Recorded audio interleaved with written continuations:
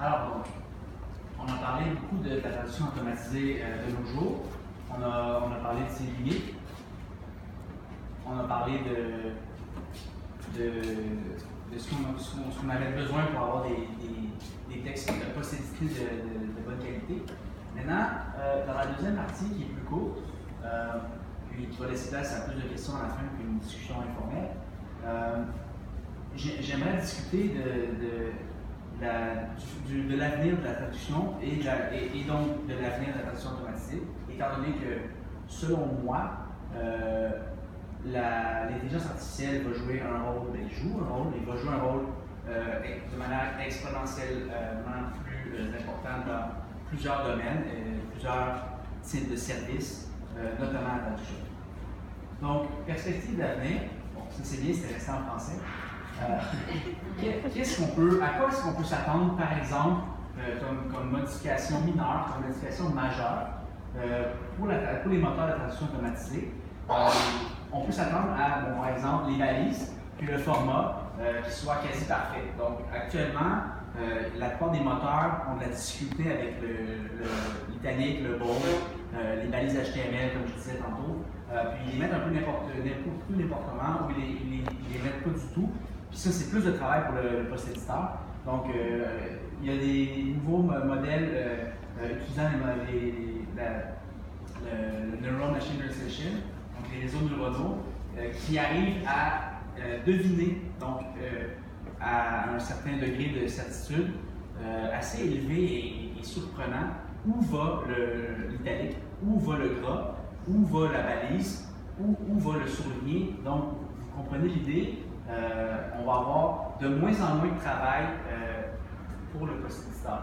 Également, les nouveaux moteurs neuronaux ont une fluency, un style qui est beaucoup plus intéressant, qui va encore réduire le travail du post-éditeur. La démocratisation des systèmes de traduction automatisée privés, j'ai écrit company-based, parce que selon moi, ce qui va se produire, c'est que les moyennes et grandes entreprises vont s'approprier leur traduction, dans le sens où ils vont être capables, avec des kits de moteurs de traduction automatisés préconçus dans diverses paires de langues, capables de les train pour leur domaine d'application, pour le type de texte puis le type de terminologie qu'ils vont utiliser. Puis, ils vont travailler donc avec un modèle qui va être plus in-house. Donc, c'est à se demander qu'est-ce qui va se produire avec les agences de traduction. La transformation des curriculums à l'université. Donc, on m'a appris ce matin que l'Université de Montréal offrait un cours de post-édition. Est-ce que c'est en option ou c'est dans le curriculum régulier? C'est en option pour le moment. Donc, on voit une petite ouverture des universités, des facultés d'arts et lettres à la nouvelle réalité. Donc, également, des nouveaux workflows. Donc, actuellement, on considère généralement un projet de traduction comme 3 étapes, du point de vue linguistique du moins: la traduction, la révision et la relecture. Donc, est-ce que ça va devenir traduction automatisée, révision-relecture, ou bien est-ce qu'on va avoir une MT qui va être tellement bonne qu'on va avoir un workflow de MT relecture seulement? Ça, c'est une question à se poser. Autre perspective d'avenir, il y a plusieurs types de contenus actuellement, comme je disais tantôt, qui ne sont pas du tout adéquats pour la MT. Par contre, ce ratio-là va graduellement changer, puis on va se retrouver avec la majorité des textes qui vont être adéquats pour la MT. Donc, qu'est-ce que ça va créer comme impact? C'est à voir.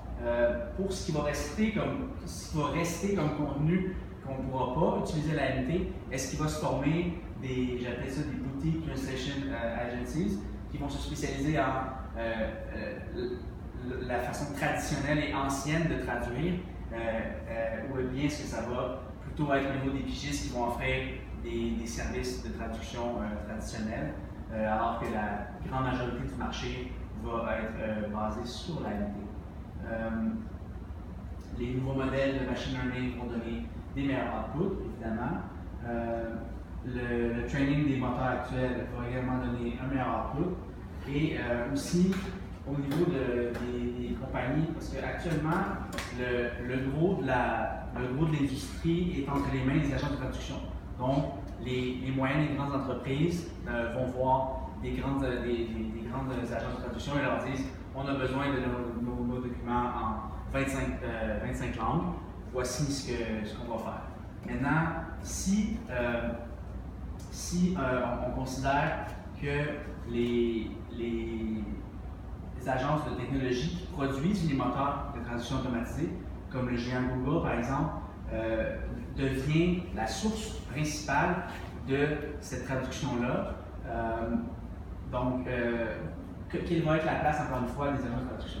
On va avoir des nouveaux modèles de prix, parce qu'initialement, si on enlève la unité de la traduction qui est la plus coûteuse, du traduction, révision, relecture, puis qu'on le remplace par la traduction automatisée qui est extrêmement peu coûteuse, le rate per word va diminuer instantanément et drastiquement.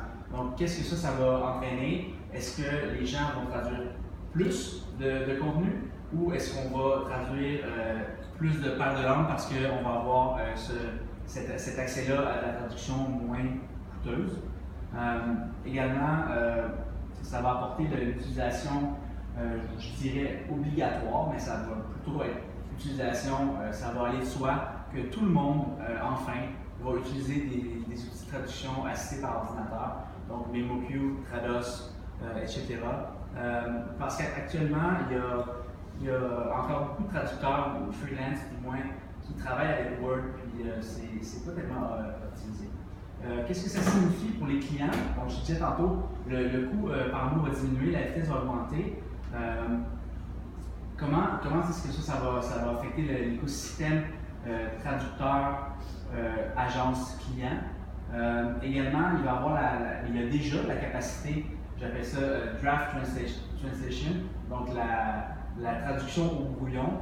On a tous déjà mis un texte en langue étrangère dans Google Translate juste pour en avoir une petite idée. Eh bien, ça va devenir de plus en plus lisible et de plus en plus facile, voire gratuit, de pré-traduire ces documents-là. Donc, comme je disais, les clients vont devenir des clients des entreprises de technologie plutôt que des agences. Qu'est-ce que ça signifie pour les traducteurs? Ben, encore une fois, je m'adresse surtout aux traducteurs pigistes, freelance. Donc, plus de technologie dans la vie de tous les jours, l'utilisation d'outils de TAO obligatoires. Ici, c'est un point que j'affectionne tout particulièrement, l'évolution de la traduction à la post-édition. C'est une évolution qui est non seulement dans les pratiques de travail, dans les techniques de travail, mais aussi qui est cognitive. Je dis accepte des outputs, c'est-à-dire l'homme-machine, je pense qu'on est rendu là, puis il faut travailler avec l'AMT et non pas contre l'AMT. Il va rester très peu de traductions que j'appelle non adéquates pour l'AMT, avec l'amélioration de l'intelligence artificielle. La très grande majorité, voire la totalité de la traduction va être assistée par ordinateur. En conclusion, la traduction automatisée, to use or not to use, je dirais to use. Pourquoi? Parce que si ce n'est pas nous qui le faisons, c'est quelqu'un d'autre qui va le faire. Je pense que l'évolution de la technologie est quelque chose qu'on ne peut pas freiner, qu'on ne peut pas arrêter. C'est ça, donc il faut emboîter le pas. Maintenant, pour terminer, j'aimerais vous inviter à vous impliquer, si vous voulez, dans le groupe. Donc, cette fois-ci, c'est moi qui ai présenté, mais au prochain meet-up, ça pourrait être vous. Ça pourrait être quelqu'un que vous connaissez qui est spécialisé en deep learning ou en machine learning ou en NLP qui veut venir parler dans notre groupe. Également, toute autre idée est la bienvenue. J'avais pensé à un moment donné faire un concours de post-édition, donc un genre de course à Montréal entre les agences et les freelances auxquels tout le monde pourrait s'inscrire. Puis on aurait un texte de, par exemple, 1500 mots. Puis ça serait chronométré comme épreuve. Tout le monde utiliserait le même outil de traduction, par exemple MOQ. Puis on pourrait à ce moment-là voir à quel point la post-édition peut être rapide et efficace. Puis décerner évidemment un prix gagnant. Voilà. Questions, discussions. Merci dans plusieurs langues. C'était facile. J'ai appris les pages ensuite. Ah, peut-être. Il n'y a plus genre. Peut-être. Il n'y a plus de. D'accord. Voilà. Et merci. Merci.